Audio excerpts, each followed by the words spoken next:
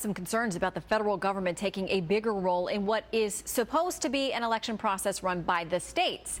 I'm joined now by Ilya Shapiro, Senior Fellow in Constitutional Studies at the Cato Institute, and John Yoo, former DOJ attorney and professor of law at the University of California, Berkeley. Welcome to you both.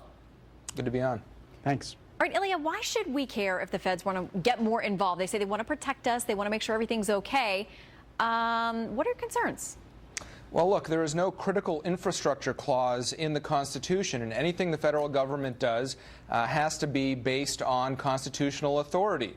If the states want some sort of federal expertise or federal dollars for something, they might want to work that out. But the federal government, the Homeland Security Department, or any other part of it can't simply come in and say, for your own good or for our own good, we're going to take over this system.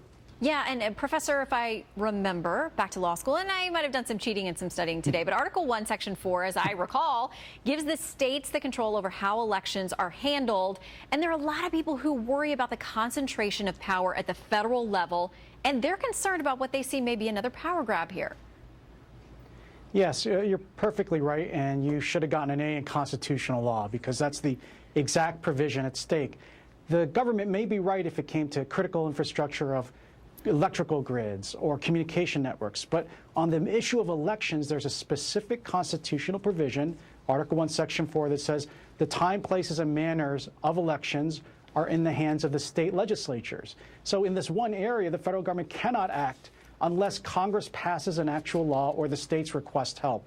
So this is not like all those other critical networks that might be worth protecting, because the states have a right guaranteed in the Constitution to protect their control of the electoral system. Well, Ilya, you know that we've seen plenty of exercises of executive power by this particular administration. You and I have talked and watched them be litigated many times at the Supreme Court. They're not shy about going around Congress when they don't think Congress is getting on board with what they want to do. Right. Again, it's the when Congress won't act, we will, somehow trying to arrogate to itself more and more power. And John, while you're fixing Shannon's transcript from law school, I hope you can do mine as well, because, look, this is not just simple technical academic-y stuff. The reason that there's a good reason to have dispersed power over these sorts of things. If we have these 9,000 different kinds of election tallying systems, well, then hackers, it's that much harder for them to control the election. If instead they can just hack into the back door of DHS, as has been done with DHS personnel files, and take over the whole election, that's much more problematic than whatever perceived issue DHS is now, the government is acting unconstitutionally, potentially, to intervene on. And Professor, I'll give you the final word here on how you think this shakes out.